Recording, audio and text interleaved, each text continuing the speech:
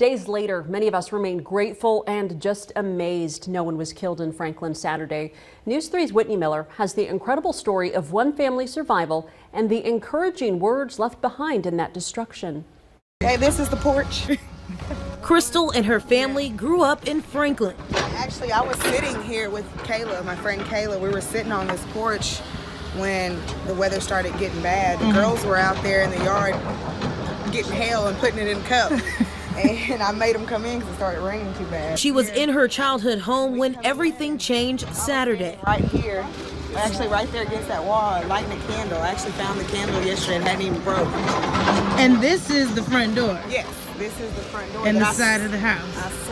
I slammed this door shut when I saw that truck coming.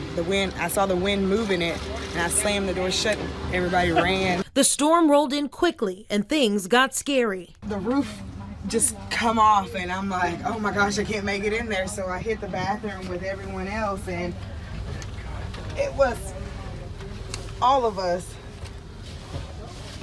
piled up in this small bathroom right here. But after the skies cleared, the blessings this family can see are what the storm left in its wake. Mom's cross wall.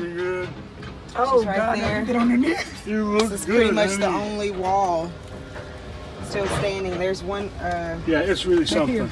Another wall that she has stickers on it. Says faith and hope with 1 Corinthians 13:13 verse on there. I feel like that shows me even more that it was nothing but the grace of God that was with us that day, because if it wasn't for him, we wouldn't be alive.